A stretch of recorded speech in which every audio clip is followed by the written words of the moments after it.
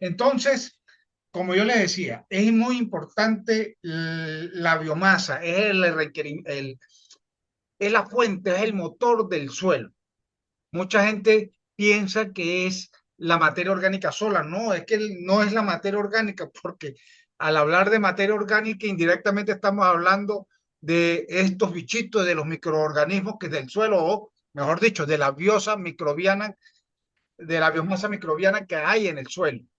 ¿Ok? No podemos hablar de materia orgánica sin hablar indirectamente de estos señores que van a ser los que le van a dar el dinamismo a la materia orgánica, a cómo se va a transformar, cómo se va a estar disponible algunos elementos, porque son ellos los que van a actuar en mayor o menor eficiencia, ¿ok? Ojo con eso, cuando digo lo que nosotros tratamos de buscar cuando trabajamos en el suelo es buscar un equilibrio donde la eficiencia de todos los grupos sean similar, que todos los grupos trabajen simultáneamente, ¿ok? Tenemos que buscar ese equilibrio, donde ninguno de los grupos va a estar por encima o por debajo del otro, inhibiendo su acción. Claro, eso naturalmente ocurre, pero nosotros tratamos de que seamos lo que, eh, eh, ¿cómo les explico?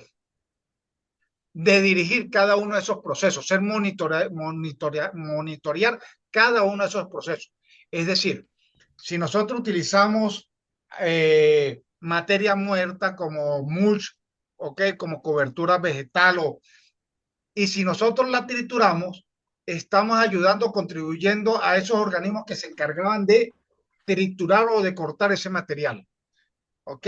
Entonces, de alguna forma, ese organismo, si los materiales ya están muy cortos, muy pequeños, esa población de microorganismos se va a ver afectada porque su función es de cortar, de triturar. Y si no tiene ese material para hacer eso, pues ellos de alguna forma se van a ver renegados y por lo tanto va a disminuir su población a no poder alimentarse. ¿Sí me voy a entender?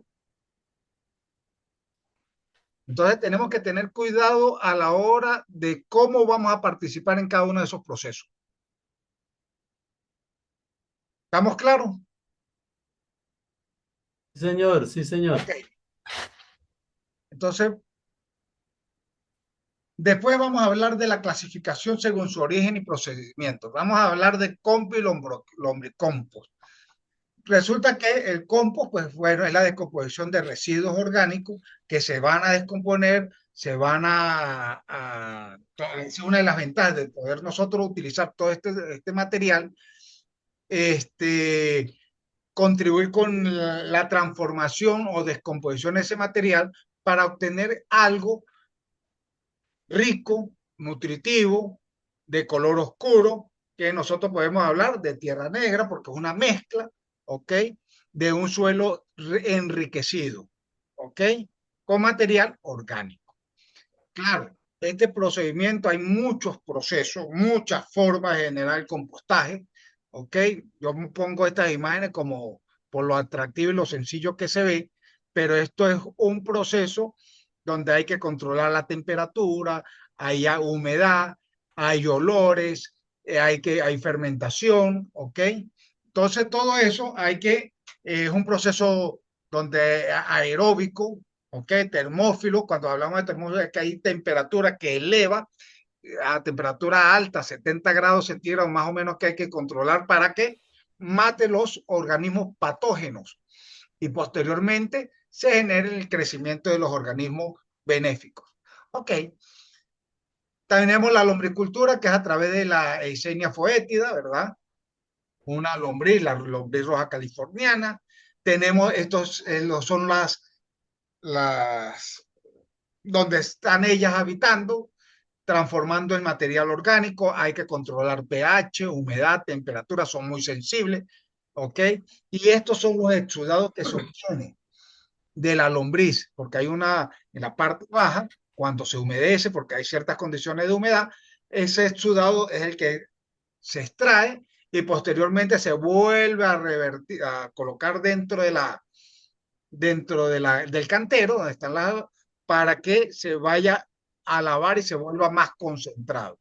¿Ok? Posteriormente también existe este procedimiento, la mezcla, que es del compost ya procesado, y se lo terminamos de enriquecer con la lombriz y eso es lo que se llama vermicompost. Listo, profe. Tenemos el uso de abonos verdes, ya esto lo habíamos hablado anteriormente, ¿verdad? Habíamos hablado de que puede ser franjas muertas, ¿ok? Uso como mulch, ¿verdad? Lo podemos utilizar como cobertura y también lo podemos incorporar al nuestro suelo. ¿Ok? La idea es proteger el suelo. Y coloco esta que está aquí porque resulta que cuando nosotros en el manejo del suelo queremos proteger y preservar el suelo, pues y mantener la humedad y las condiciones que aquí lo estamos haciendo con la parte vegetal, no quiere decir que con la parte plástica o el uso de la tecnología no lo podemos hacer. Esto está simulando lo mismo. ¿Ok? Aquí lo estamos simulando en esta parte. Buscamos el efecto de proteger el suelo, protegerlo contra la erosión, la pérdida, ¿verdad? Y a su vez mantener la humedad del suelo. ¿Ok? Profe, un Dígame. complemento. Disculpe Vale. que le diga. De acuerdo a la experiencia, cuando manejé en Corpoica, la Corporación Colombiana de Investigación Agropecuaria, que trabajé allí un tiempo, Ajá. yo fui un líder de la parte comercial de cultivos y los agrónomos en ese momento había un abono verde que se llama crotalaria. Lo sembrábamos como cultivo, como cobertura y Y lo después, incorporábamos al suelo. Y lo otro también era el frijol mungo, que también lo incorporábamos por la inyección de nitrógeno al suelo para reconstrucción de, bueno, el edapólogo, en ese momento pues no entendía muy bien las cosas, pero ahorita estoy despejando algunas dudas en esta maestría, por eso participo bastante en eso para tener como clara la situación de los suelos, porque es una dinámica bien extensa, todo lo que tiene que ver con la parte de suelo. Uno dice suelos, se imagina esto, pero ya entrando en materia, es una dinámica bastante extensa. Hay mucha tela que cortar de acuerdo a eso, ¿no? claro, claro, claro, Silfredo. Lo que pasa es que la crotalaria pues era el boom de hace como 15 años atrás. Sí, sí, ¿Ok? señor. Sí, más o menos, para ver, estamos en el 2025, no, como en el 2008 era el boom, 2008, sí. ¿ok? Más o menos esa fue la fecha de la crotalaria. Pero sí, la idea era utilizar plantas que servían de cobertura, como abono verde y que a su vez, pues, también era una fuente rica de elementos nutritivos desde el punto de vista de constitución celular de la planta, ¿ok? Este, pero sí, lo que pasa es que nosotros cuando hablamos de la parte manejo agronómico, pero en este caso orgánico, pues decimos que no podemos utilizar esto. Sí, hay que buscar cómo utilizar tanto la parte orgánica, pero también la parte sintética. No te decir así, no, la parte artificial. El plástico no es que sea malo. Hay algunos que se van por la parte, no, que el plástico es un contaminante a la larga, que porque se utiliza. No, pero es que el plástico también tiene una cierta durabilidad y en el principio, cuando yo no tengo mucho material, pues es una opción que poco a poco voy sustituyendo. ¿Sí me doy a entender? Es una fuente, el plástico es una fuente no tan costosa, ¿ok? O no era tan costosa, pero con el tiempo tú empiezas a cambiar. Bueno, ya tengo mi banco, mi abono verde, mi material orgánico que me sirve de cobertura y lo puedo ir utilizando. E incluso también se utiliza cartón. No sé si han escuchado la parte del uso de cartón en las caminerías para evitar el crecimiento y el desarrollo de las malezas. ¿Ve? Entonces, todo ese tipo de manejo se puede utilizar a la hora de buscar la parte orgánica.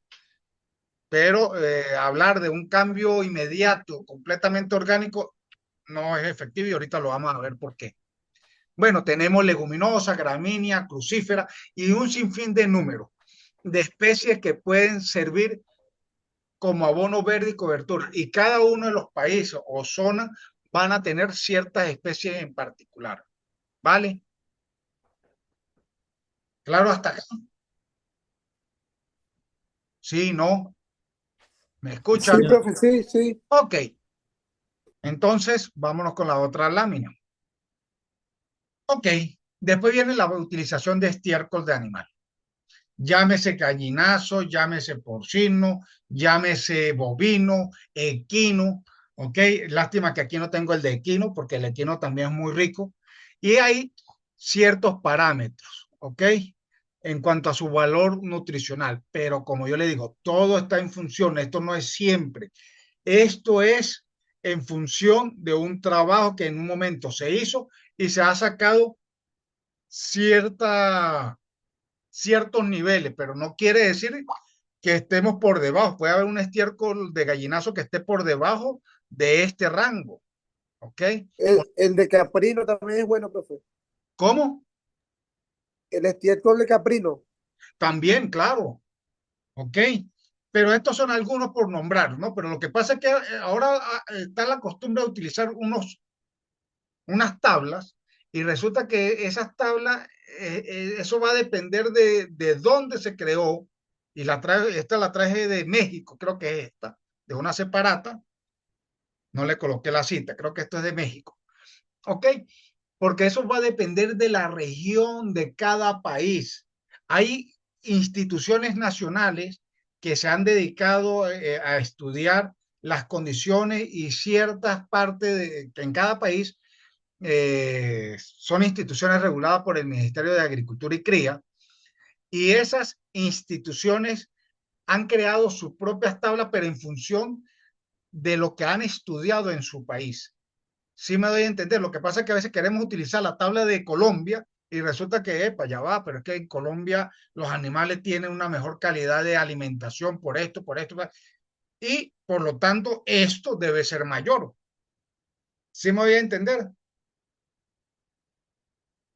Eso es muy importante, porque a la hora de nosotros buscar y referirnos o hacer algún manejo, busquemos lo que es propio de nuestro país, donde los investigadores se han dedicado a estudiar esas condiciones para generar ciertas tablas que son confiables o que nos agrupan en esas condiciones. Pero ojo, esto no quiere decir que con esas tablas, yo digo, voy a aplicar gallinazo y voy a tener este rango de, de nitrógeno, fósforo y potasio. No, nosotros como responsables tenemos que mandar a analizar o caracterizar ese estiércol. Llámese gallinazo, estiércol de chivo, estiércol de bovino, de conejo, X. ¿Ok? ¿Vale? La responsabilidad no es que solamente nos confiemos en las tablas, sino que eso sería una idea. claro, profe. Hay un ente, por lo menos aquí en Colombia hay un ente que está certificando estos estudios de estas enmiendas y estos abonos orgánicos, que es el ICA, el Ok, Instituto Colombiano Agropecuario ICA. Mientras usted no tenga el registro de los estudios que ellos exijan, usted no puede sacar un abono al mercado, sea orgánico o sea cualquiera. Lo mismo con los alimentos, lo mismo con las BPA, ¿sí? Entonces ok, debe ser certificado. así es. Pero lo que pasa es que a veces uno dice, no, pues es que el gallinazo me genera tanto. Por decir un ejemplo, un rango de entre 1.1 y resulta ya va, pero que en mi país esos rangos no se dan porque los animales no están bien alimentados, la fuente de proteínas no es alimento concentrado, sino es algo, no es Sí, necesario, o sí puede coincidir, pero estará entre dónde, hacia 3 o hacia 1.1. sí, Entonces, lo lógico. ideal es para salir de la duda es que hay que ir al análisis químico de ese, cada lote que se vaya a buscar. Es bueno caracterizar para nosotros saber qué estamos aportando al suelo, ¿ok? ¿Qué nutriente le estamos colocando? ¿Vale? Esa es una de Vale. las acotaciones y por eso es que lo traigo a acotación, pues. Lo otro es el bocache, ¿ok? Es una fermentación aeróbica rápida, es una especie de compostaje, pero fermentado, ¿ok? Acorta ¿cómo es? Acorta los días o las semanas que se deben de esperar para obtener un producto ya procesado, ¿ok? Aquí, pues, básicamente, pues, dice que el periodo se puede producir un abono en 7 a 20 días, ¿ok? Mediante un proceso de fermentación aeróbica de alta temperatura, ¿ok? Bueno, como todo este bocachi, pues, su función es, como es fermentado, quiere decir que le aplicamos levadura. Y todo eso va a estar en función a la eficiencia también de los microorganismos que van a estar presentes también en esa parte para acelerar el proceso. ¿Ok? Esas son opciones. Aquí tenemos un ejemplo de materiales de fertilizantes orgánicos versus fertilizantes sintéticos. Impacto a largo plazo. Mire lo que sucede con la materia orgánica. ¿Ok? El impacto es a largo plazo, es alta. El sintético es baja, el impacto es bajo, ¿ok? En cuanto a la actividad microbiana es alta, en cuanto a la parte de sintética es limitado y en la precisión nutricional es al revés. La materia orgánica es variable, pero en el sintético es extremadamente alta. ¿Por qué? Porque el sintético se prepara para que esté disponible inmediatamente para los organismos, para las plantas. Cambio, el proceso de la materia orgánica es más largo, pero es más estable a largo plazo. ¿Ok? Aquí lo podemos ver mejor cuanto a su disponibilidad en nitrógeno. El sintético es rápido, pues alcanza una eficiencia rápida y posteriormente va a decaer, mientras que con la materia orgánica es progresiva en el tiempo. Mientras más tiempo pase, va a ser más su proceso de liberación de nitrógeno. Por eso es progresivo. Y si nosotros podemos coordinar ese pico que encontramos acá con la fisiología donde la planta requiera mayor cantidad de nitrógeno, pues ese sería lo ideal. Eso es lo que tenemos que buscar cuando estamos en presencia de un trabajo orgánico. ¿Ok? De una producción orgánica. Buscamos ese equilibrio, ¿vale? Vale.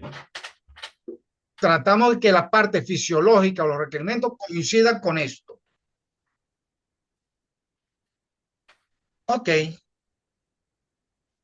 Para las estrategias de manejo, y ya por terminar esta parte, porque ahorita vamos a entrar a la parte de los ejercicios.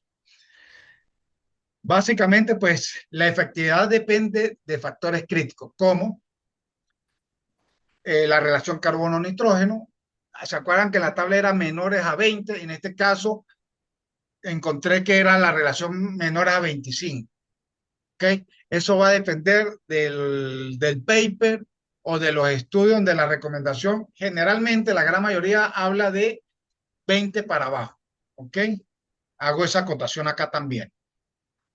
¿Ok? Idealmente, pues como les mencioné, nos encargamos de utilizar o estudiar la relación carbono-nitrógeno porque es el elemento que la planta requiere en mayor, o mejor dicho, no la planta, es un elemento que se requiere en el suelo en mayor cantidad, tanto por la planta como por los microorganismos.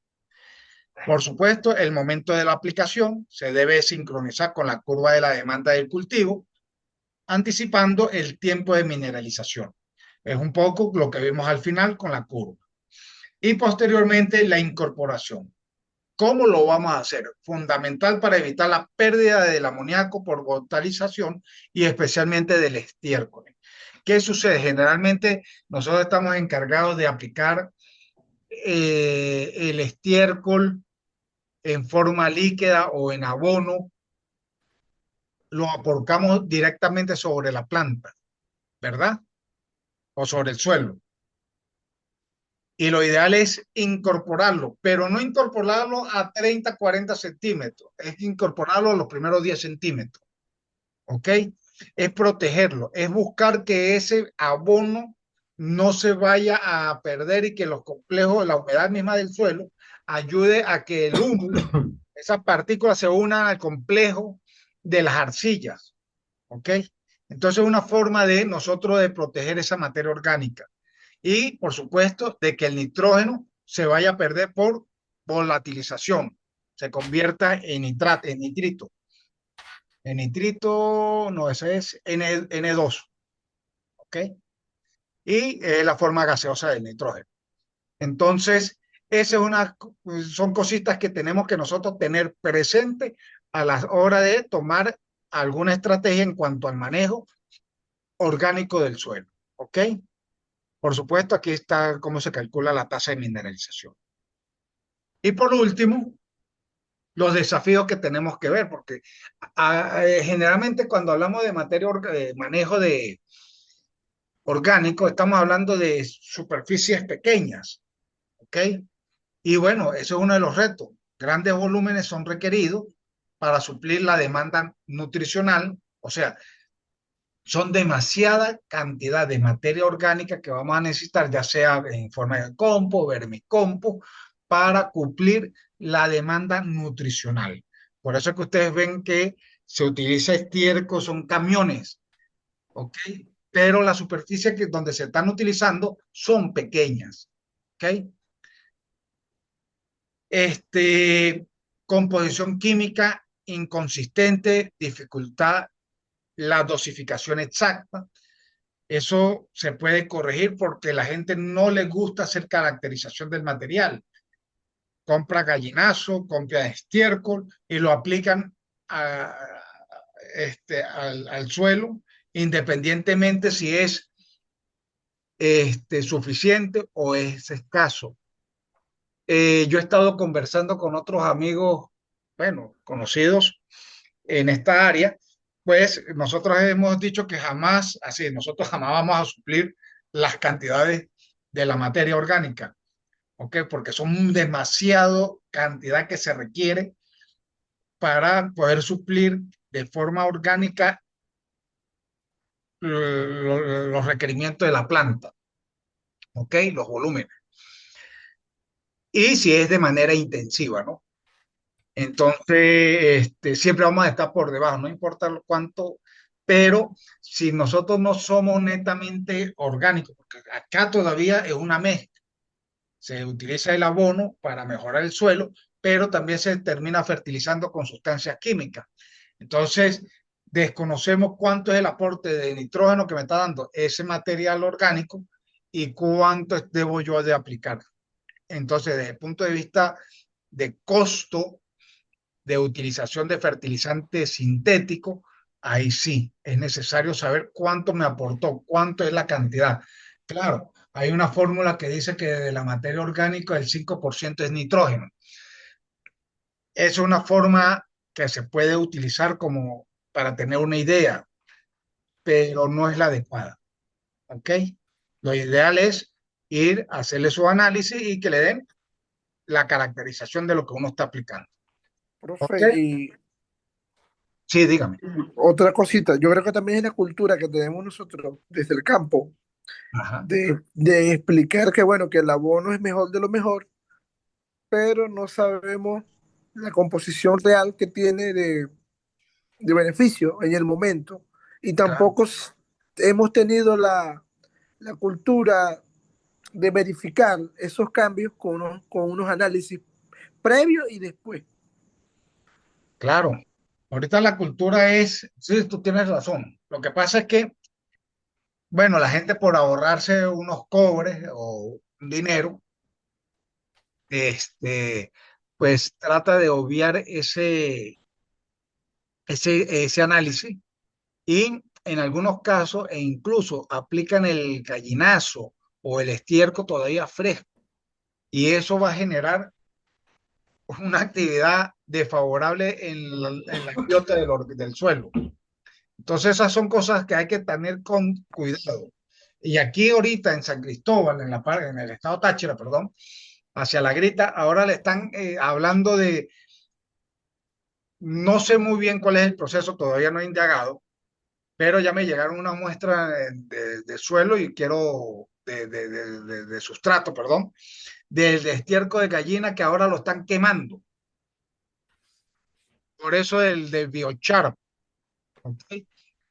O sea, el biochar es una estrategia, no sé si conocen lo que es biochar, pero el biochar es el carbono que ayuda a la multiplicación de los organismos, es decir, es el hogar de los microorganismos en el suelo, para que los microorganismos estén presentes en el suelo, ¿ok? Él no contribuye a la fertilización. ¿Sí habían escuchado sobre el biochar? Yo creo que sí, es carbono activado. Ese, pero es un Profe, carbono orgánico que se hace a través de la pirólisis a alta temperatura y en el proceso de la pirólisis pues no hay liberación de CO2, sino es pura humedad. Es tan alto que la estructura del material que se está pirolizando o que se va a servir como carbono mantiene su estructura. Nosotros hemos trabajado o hemos trabajado con cáscara de maní, con arroz, mm, con cascarilla de arroz, con cascarilla de café, eh, para ver en función de eso, cómo, vamos a suponer, aquí que se produce tanto café, pues la cascarilla de café se vuelve un problema y entonces nosotros vamos buscando una solución, igual que el maní. El maní, El, nosotros el, tenemos la finca La Cumbre en el Tigre, pues básicamente ella cubre la demanda de maní a nivel nacional, ¿ok? Y estamos trabajando porque es un problema para ellos lo que es la cascarilla de maní y buscarle una solución. Además, la cascarilla de maní, ya le hicimos un análisis, es muy rica en silicio, entonces, en silicio. Entonces, este, eso tiene unas ventajas desde el punto de vista del comportamiento de la biomasa microbiana. Este, ¿Alguna profe, pregunta, algún comentario sobre esto? profe, un complemento. Resulta que yo Vale. hice la cascarilla quemada, o sea, el carbón activado Ajá. quemado de cascarilla. Es muy bueno en retención de humedad, especial porque hice unas pruebas para propagación de plantas de especies nativas. Es muy bueno para la germinación como propagación de plantas. Sí, sí. Eh, yo hice tres tratamientos, uno de arena lavada, uno de ceniza quemada de arroz y uno de cascarilla de café y el que me dio mejor resultado fue el de cascarilla de arroz. O sea, retiene muy buena humedad, sí sirve para germinación. Sí, Muy, nosotros aquí en San Cristóbal, pues nosotros tenemos nuestros estudios sobre eso, tenemos unos tesistas, hemos trabajado bastante sobre la parte de biochar, ¿ok? De pirólisis, de carbono, para sustrato, mezcla de sustrato, ¿ok? Estamos en esa parte de evaluar para sustrato, evaluamos el sustrato que no sea tóxico, eh, la mezcla ideal para ciertos cultivos, para tomate, hemos trabajado con productores del cobre, eh, también estaban algunos productores de la grita, entonces hemos trabajado para plántulas, ¿ok? Para sustrato. Ojo, y de una vez la aclaro, el sustrato es diferente al suelo. El sustrato puede tener características similares al suelo, pero no es un suelo, es algo artificial, es una mezcla que nosotros preparamos, ¿ok? Porque a veces también lo consideran en algunos libros y en algunos, hay un error que no, dice que sustrato y suelo es lo mismo. No, ojo no, con eso. no es lo mismo. No, jamás, ¿ok? no, profe, Dígame. y también aquí han tenido experiencia con exoesqueleto de cangrejo, camarón No, nosotros no y hemos trabajado con eso. ¿Tú sí? bueno, en la universidad sí, los profesores sí han trabajado con eso, han tenido estudios. Como aquí se explota un poco la parte de cangrejo, Claro. entonces sí han tenido experiencia con eso. También con conchas cítricas, y Ajá, secados también, creo. ok. No, nosotros prácticamente no, así, nosotros vamos en función de oportunidades que nos ofrecen los productores. Mira, nosotros tenemos esta fuente de desperdicio. Aquí, aquí como se produce bastante café, pues el pergamismo es una fuente. Ah, y ahorita estamos trabajando con el bagazo de la caña panela, que es panela, la caña para panela, ¿ok? Caña de azúcar para panela. Ahorita estamos trabajando en eso, porque una vez que extraen el azúcar, eso, hay algunos que lo utilizan como fuente para de calor, pero hay otros que ya quieren ir un poco más hacia la parte ecológica y eso libera CO2. Entonces vamos a darle un uso a esa, a ese bagazo de caña y ya estamos evaluando. Ahorita ya, por cierto, ya tenemos un tesista en eso montado. ¿Ok? Y así, en la medida que la gente y los productores se nos acercan, posiblemente vamos a trabajar también con lo que, pero para pirólisis, para biochar, la palma aceitera, una vez que se extrae todo el producto, tanto para los animales, lo que queda para ver que se puede utilizar como pirólisis. Eso estamos ahorita en unas conversaciones con con El, unos empresarios. el araqui que queda. Sí, ¿ok? Entonces, para pirolizar y ver cómo es, que no sea tóxico, evaluar su comportamiento, enriquecer. Entonces, bueno, pero es en función de la disponibilidad que tenga el productor. ¿Sí me entienden? Sí, profe, yo ahí yo pienso que hablar de materia orgánica es un tema muy amplio. No, Y es que lo que pasa es que a nosotros se nos acostumbró sí, cuando profe. el Y punto de materia orgánica en la universidad es una cuestión de 2 horas y listo. No, sí, resulta que para hablar mire, hablar de materia orgánica, eso son como 12 horas continuas, si no es más. Lo que pasa es que es muy complejo y la estructura, qué es lo que se forma, los radicales en el suelo, qué es lo que ocurre. Entonces, no es fácil. sí, Entonces, uno trata de simplificar y tocar los aspectos más importantes. usted sabe que ya uno leyendo, por ejemplo, el proceso de fotosíntesis, ciclo del agua, a manera primaria, a uno le causa como que, bueno, eso está muy superficial. Pero Eso. bueno, vamos poco a poco aprendiendo cosas nuevas. Yo que tengo como 3 años de egresado, no lo había visto de esa manera, pero más sin embargo, bueno, he trabajado con maní y, y he estado hablando un poco sobre eso, pero cómo mejorar el suelo y cómo aprovechar esa leguminosa también que genere algo en el suelo, pues. Y Claro. bueno, he tenido un poco de experiencia. Bueno, por lo menos por ahí va mi visión de tesis. Ah, bueno, cualquier Por cosa. ahí va, Vamos pues. a hablar. Vale. Chévere, profe, no, no, chévere, chéverísimo. Mire, una preguntita. ¿Ustedes han revisado el material que les he mandado? Dígame la verdad, sí o no. Eso no. Yo le estoy subiendo en la primera parte donde están hay libros, hay manuales, ahí le he colocado manuales de fertilidad, manuales de manejo de suelo, manuales orgánicos. ¿Sí los han revisado o no? Profe, yo estaba revisando el material y muy interesante. He Ok. sacado, he despejado algunas dudas de ese. Ese eh, material que yo le estoy colocando es un material sencillo. Se puede mandar materiales más complicados como para que ustedes se vuelvan locos.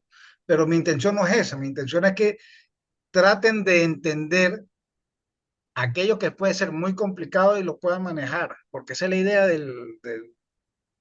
para mí esa es la idea, de que y ustedes aprendan a utilizar, vayan enriqueciendo sus conocimientos, fortaleciéndolo, puedan entender. Y esa lectura que le estoy mandando no es que sea una lectura para niños, no. Tiene su grado de complejidad, pero así como está ese material, ahorita hay mucho material disponible en la web, en la red, ¿ok? Este, y cada país tiene sus normas. Yo mandé por ahí el manual que es para fertilidad de Venezuela, hecho por el INIA, ¿ok? Entonces, a lo mejor hay un manual de fertilidad del CATIE, allá en Colombia, del ICAE, perdón. Entonces, pues esa es la idea, empaparse en el área de uno, en su país, antes de ponerse a indagar de otra área. Bueno, jóvenes, ahorita ya me indica que queda un minuto, vamos a ver si se corta, pues no hay problema, pero quiero Profe, cerrar con esto. El manejo integrado de la fertilidad del suelo combina fuentes orgánicas e inorgánicas para maximizar la eficiencia agronómica y preservar el recurso suelo para futuras generaciones. Ojo, combina momentáneamente, todavía